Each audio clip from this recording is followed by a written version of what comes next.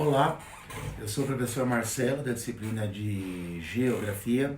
Eu espero que vocês estejam bem, mesmo com o afastamento social. Vamos dar início às nossas primeiras videoaulas sobre o estudo da geografia. Estejam bem, até breve.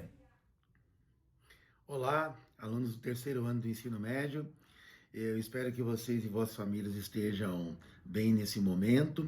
E vamos iniciar aqui a nossa videoaula revisional sobre o conteúdo do primeiro bimestre, que neste caso é fontes de energia. Eu tentarei ser bem objetivo aqui em relação aos conceitos abordados nesta videoaula. Eu fiz um pequeno roteiro aqui e eu devo segui-lo. Eu peço que vocês observem com atenção.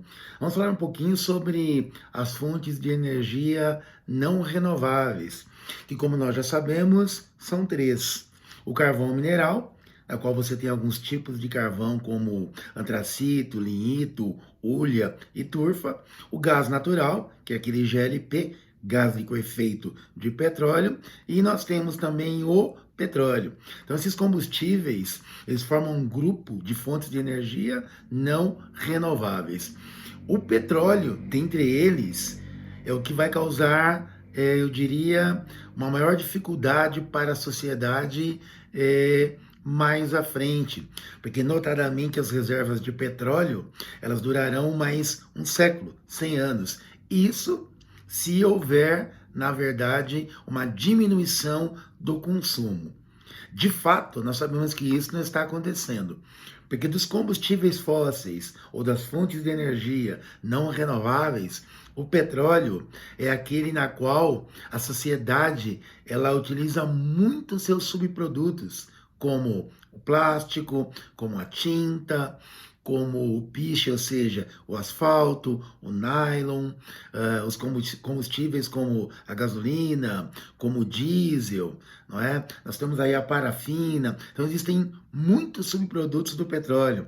Então, e nós sabemos que o petróleo, ele não é infinito, ele é finito. Esse é um erro que a sociedade cometeu lá atrás, por volta de 1859, quando jorrou petróleo pela primeira vez no mundo, lá no estado da Pensilvânia, nos Estados Unidos da América.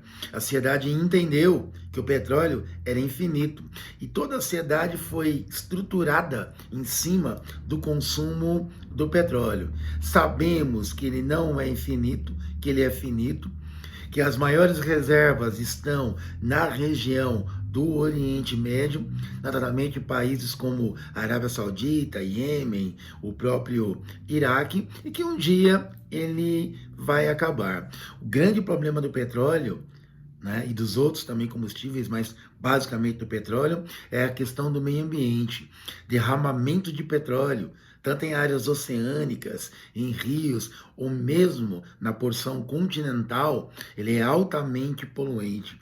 Só lembrando que o petróleo é um hidrocarboneto, não é? Ele é composto de moléculas de hidrogênio e carbono. E quando há derrame no meio da natureza, com certeza o impacto ambiental é muito grande, tanto para a fauna quanto a flora, ou seja, ele atinge todo o ecossistema. Então, nós estamos aqui recordando as fontes de energia não renováveis. A Terra já não tem mais as mesmas condições ou situações que proporcionem, na verdade, a produção de carvão mineral, gás natural e petróleo. Isso ocorreu ao longo de bilhões de anos aí, a Terra com 4,6 bilhões de anos, mas essas condições de vulcões, né, de grandes dinossauros, de grandes florestas, elas já não existem mais, e esses combustíveis fósseis estão ameaçados pela ação antrópica do homem sobre o meio, não é? O homem vai retirando esses recursos naturais e minerais, e chega uma hora que eles serão de fato finitos. Dando prosseguimento aqui no meu roteiro, vamos falar agora sobre as fontes alternativas, não é? Essas fontes alternativas que têm crescido muito no mundo inteiro devido à escassez das fontes de energia não renováveis e que o Brasil, inclusive, tem utilizado. Então, nesse caso, estamos falando da energia eólica, não é? Que é a energia do movimento, né, dos ventos, o ar em movimento provoca aí o vento, a energia solar, não é? Que é muito utilizada, né? A energia maremotriz, a energia da biomassa, são fontes de energias basicamente alternativas. Pensando-se em energia solar, de 365 dias, nós temos em média aí quase 310 dias de sol no Brasil. Então a energia solar, ela seria uma grande saída para a nação brasileira. Porém, ela é uma energia ainda muito cara, uma vez que grande parte dessas placas de células fotovoltaicas, elas são compostas, na verdade, de alguns tipos de minerais que nós não encontramos no Brasil. É uma tecnologia que ainda é muito cara, não é popularizada e não é acessível a toda a população. Mesmo assim, o consumo da energia solar, né, ela tem aumentado bastante e é um lado positivo, porque aí nós temos uma folga em relação à nossa matriz básica, que é a utilização da energia elétrica, que tem a sua origem nas usinas hidroelétricas. Só lembrando que o Brasil hoje é o 12º país no mundo na utilização de energia eólica, aquela energia que é elétrica que é utilizada a partir dos aerogeradores, não é? Que parece aqueles moinhos antigos da Holanda, não é? Com 10, 15 metros de altura, aquelas pás enormes que viram aí até 180 graus, captando a energia dos ventos, que é convertida em energia elétrica. Existem alguns movimentos contrários à utilização da energia eólica, uma vez que os aerogeradores são muito grandes, eles alteram de fato a paisagem do local, né? E alguns consideram que ele gera uma poluição visual. E existe também o fato de que muitos desses aerogeradores estão em áreas de correntes de ar, na qual os pássaros se aproveitam para planar. E aí eles colidem com esses aerogeradores. E um outro fenômeno é que mesmo em baixa frequência, esses aerogeradores, eles acabam emitindo uma certa frequência sonora, que não é tão perceptível, na verdade, aos seres humanos, mas nunca esquecendo que nós não estamos sozinhos no planeta, existem, na verdade, outros seres vivos. Uma outra fonte de energia renovável muito interessante é a biomassa. Uma vez que o Brasil é um celeiro, é uma potência na agricultura, e a biomassa basicamente ela surge de produtos, não é isso? Agrícolas, produtos que entram em decomposição. Existe um aparelho chamado biodigestor, na qual esses produtos de origem vegetal, eles são lá colocados, existe todo um processo na qual essa máquina acelera o estado de putrefação deste material, ele gera um gás e esse gás é utilizado para movimentar máquinas dentro das indústrias. Então, na verdade, essa fonte de energia é uma fonte que ela é completamente renovável. Então, energia eólica, energia solar, a biomassa, são energias que podem ser muito utilizadas por vários países no mundo. O Brasil, por ser um país voltado à agricultura, utiliza muito também a questão do álcool, a questão do etanol. Nós temos vastas áreas férteis no país, né? O país produz muita cana-de-açúcar e desta cana-de-açúcar é retirado o álcool, que o mundo inteiro chama de etanol. No Brasil já é comum você ver nos postos de gasolinas, enquanto combustível, basicamente o etanol. Só lembrando que o Brasil é um país pioneiro na concepção do etanol, um projeto chamado Proálcool, de 1985, na qual o Brasil começou a produzir o álcool enquanto combustível. Há uma certa mistura, de gasolina no álcool e de álcool na gasolina, mas é um projeto que o mundo inteiro copiou, é muito bem aceito. Países como os Estados Unidos também utilizam o etanol, mas devido a questões climáticas, lá a produção não é da cana-de-açúcar, que exige um clima tropical, e nos Estados Unidos o clima é frio ou temperado, e eles utilizam ou retiram o etanol ou o álcool do milho. Tá? A rentabilidade em relação à cana-de-açúcar por hectare é muito maior em relação o etanol, a cana-de-açúcar, do que em relação ao milho. Mas ainda é viável para os Estados Unidos da América. Ok? Avançando aqui no nosso roteiro, vamos falar um pouquinho sobre os tratados internacionais que falam sobre as questões de emissão de poluentes por parte dos países, não é?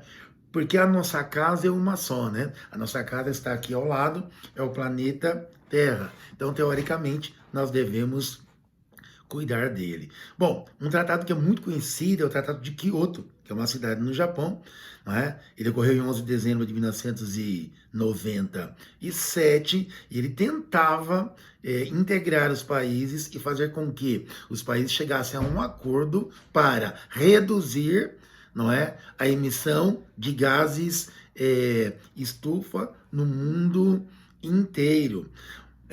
A maioria dos países assinaram, com exceção de Estados Unidos e Inglaterra, que alegaram não poder diminuir a emissão de gases devido, na verdade, ao fato de poder criar uma recessão econômica, uma vez que se você diminui a sua produção, você dispensa funcionários e a partir daí você poderia estar criando desemprego, recessão e prejudicando outros setores da economia. Então, pessoal, a ideia desses acordos internacionais é diminuir a emissão dos gases, contribuir para o efeito estufa, não é? Como gás metano, dióxido de carbono, óxido nitroso, os gases CFC. O grande problema desses acordos internacionais são os interesses econômicos, né? Na verdade, esses acordos eles são feitos, são amarrados, mas existem muitos interesses, na verdade, econômicos. As empresas de produtos químicos, empresas que produzem automóveis, né? Então, normalmente esses acordos eles esbarram em questões econômicas, tá? Beleza? Vamos falar um pouquinho sobre um acordo entre 5 países que muitas pessoas entendem que é um bloco econômico, mas ele não é um bloco econômico. Nós estamos falando dos 5 países emergentes do planeta, que formam um acordo, porque os países têm características semelhantes, não é? Então eles se uniram devido a essa questão. Eles apresentam características semelhantes politicamente, até a questão dos recursos naturais, minerais. Então eles chegaram num acordo. Nós estamos falando do acordo entre o BRICS, que é uma sigla que representa os países emergentes. O planeta, segundo a Organização das Nações Unidas, a ONU, nós possuímos 193 países.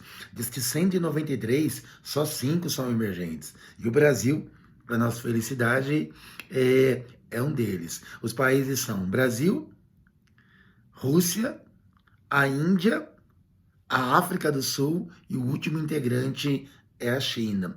Então eles têm acordos aí bilaterais entre eles. Eles fundaram um banco em Taiwan, eles emprestam aí, como o FMI, emprestam para países subdesenvolvidos dinheiro, né, a juros mais consideráveis do que o Fundo Monetário Internacional. Então são países proeminentes, emergentes.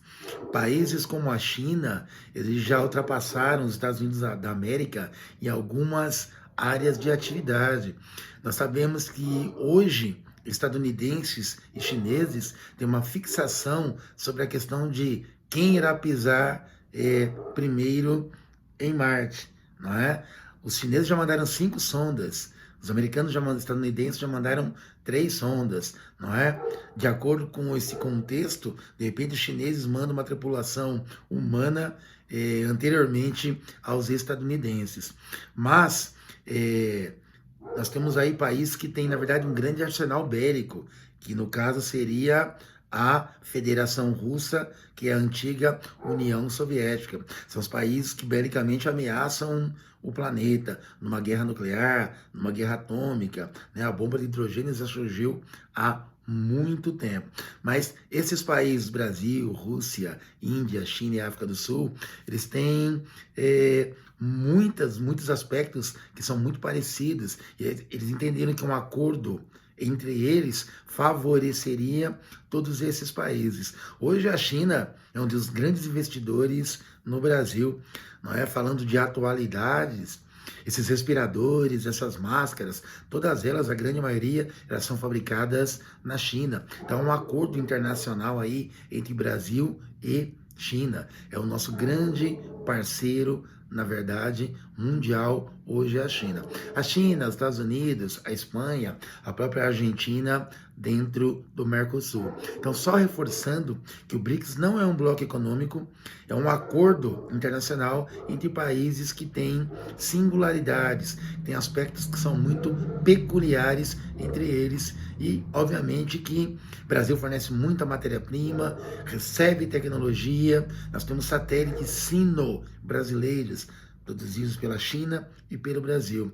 Então, um acordo internacional do BRICS, dos países emergentes, que é muito lucrativo para todos eles. Tranquilo? Avançando mais um pouquinho, vamos falar sobre, abrir aqui uma certa reflexão sobre aspectos positivos e negativos em relação à energia nuclear, não é? Por exemplo, um aspecto positivo da energia nuclear é que ela não gera, basicamente, poluição, não é? Porque, na verdade, o urânio, o 234, ele não é queimado, ele sofre fissão. Então, ele não gera poluentes que podem contribuir para o efeito estufa e para o aquecimento global. Porém, há um problema aí em relação às usinas nucleares. Não foram muitos, mas alguns acidentes nucleares aconteceram, como o de Chernobyl, em 1997, na Ucrânia, e Fukushima, 2011. E quando isso acontece, há uma preocupação mundial, há um certo incômodo em relação às usinas nucleares, que é a questão da radiação. Como conter a radiação? Não há como conter a radiação, a não ser que você desça para o subsolo, onde você não tem luminosidade, onde você não tem água teoricamente potável, de fácil acesso, onde você não tem alimento. Então, as usinas nucleares, alguns dizem que é um mal necessário. Países como os Estados Unidos têm mais de 30 usinas nucleares, não é? Só localizando aqui no Brasil, nós temos 3, Angra 1, Angra 2 e Angra 3, no estado do Rio de Janeiro. No caso da usina de Angra dos Reis, ela gera quase 27% da energia elétrica consumida pelo estado do Rio de Janeiro. Mas, como eu disse anteriormente, ela gera um certo incômodo devido a acidentes nucleares que nós já tivemos nos Estados Unidos, na Ucrânia ou mesmo no Japão. Então fica uma reflexão. Com tantas fontes de energia alternativas, maremotriz, biomassa, geotérmica, eólica, solar, o mundo ainda investe, não é? Ou ele banca uma questão tão perigosa como essa, que é a energia nuclear. São poucos acidentes, raros acidentes, mas quando eles acontecem, eles poluem toda a superfície do planeta com a radiação e pode aí ceifar dezenas, centenas ou milhares de vidas. Então fica aí a reflexão sobre as usinas nucleares. Tranquilo?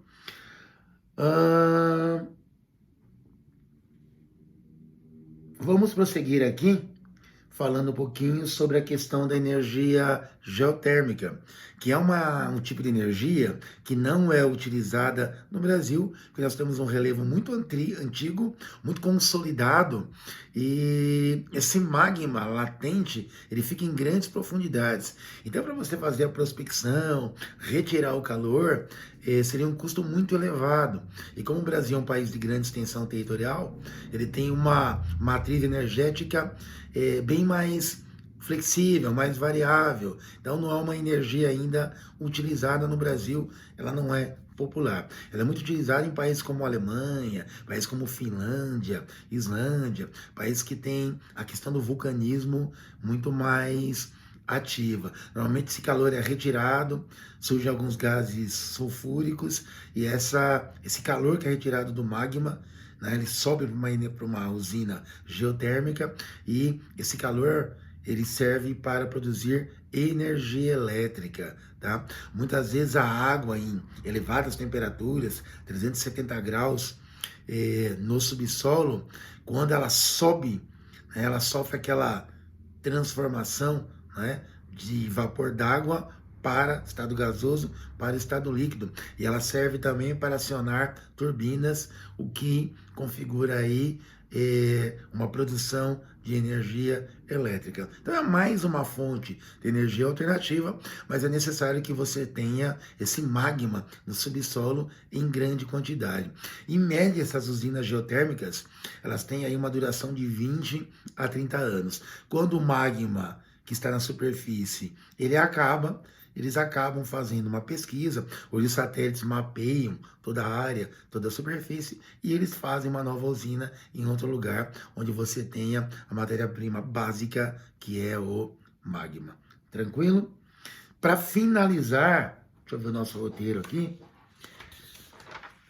sobre a energia, as fontes de energia, vamos falar sobre a principal matriz que nós utilizamos aqui no Brasil, que é, na verdade, as usinas hidrelétricas. Só lembrando que o Brasil é um país, eu diria, beneficiado em relação à matriz energética, porque nós temos aí a maior bacia hidrográfica do mundo, que é a bacia amazônica. Só lembrando que o rio Amazonas não é um rio brasileiro, né? A nascente dele está lá nos Andes peruanos, é chamada de Ucayali ou Maranhão.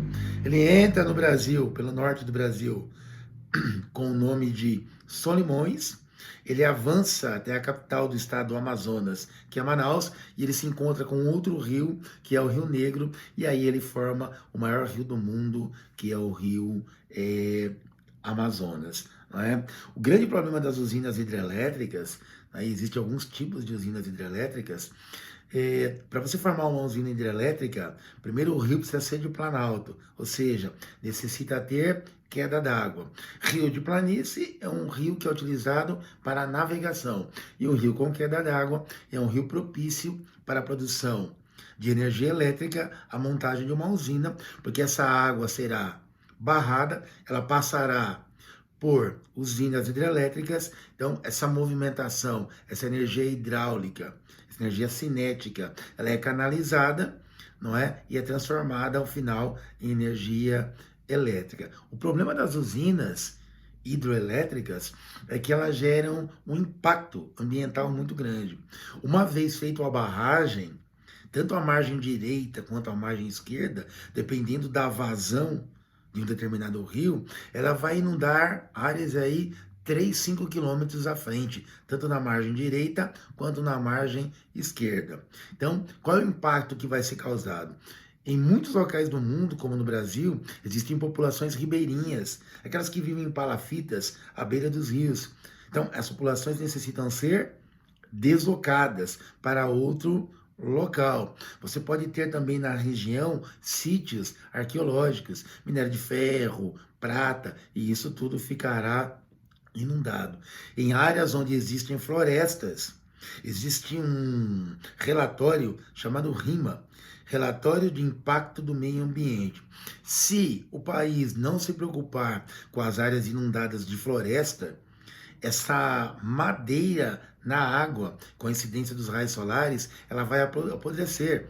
E o que vai acontecer? Ela vai gerar gás metano. Então pode acontecer da floresta inundada gerar mais gás metano do que basicamente a usina hidrelétrica ela produzir quilowatts-horas para determinado povoado, vila, cidade ou estado. Então os impactos no meio ambiente são muito grandes, sem contar a questão dos peixes, né? A barragem faz com que esses peixes aí não possam subir, como o fenômeno da piracema, subir o rio, desovar e assim se reproduzir, e afeta também a cadeia da pesca, né? As pessoas que vivem da pesca nesse rio também serão afetadas. Mas no caso do Brasil, nós temos a maior bacia hidrográfica do mundo, temos mais de 90 rios, e os rios, grande parte deles são de planalto ou rios mistos, uma parte de planície, a outra de planalto, o que facilitou, na verdade, essa ação governamental voltada às fontes de energias, canalizada para as usinas hidrelétricas. Só lembrando que a Itaipu, do Paraná, foi uma empresa, uma usina binacional, não é? Um acordo bilateral Brasil e Paraguai, foi construída em 1975 e foi aí até meados de 2007, 2008, considerada a maior usina hidrelétrica do mundo. Porém, os chineses, não é? Devido ao seu grande desenvolvimento industrial, represaram o Rio Amarelo, o Rio Huanghe e fizeram a usina de Três Gargantas, que ela tem uma produção de quilowatts-horas superior à Itaipu brasileira, e ela é considerada atualmente a maior usina hidrelétrica do mundo. Itaipu é a segunda maior usina hidrelétrica do mundo. Eu espero ter ajudado vocês com essa revisão. Façam a leitura das apostilas, façam as correções dos gabaritos que eu já forneci relativo ao livro de atividades. Qualquer dúvida, eu estou disponível. Tenha uma boa semana de estudos e uma boa avaliação. Até breve, até a próxima aula. Tchau, tchau.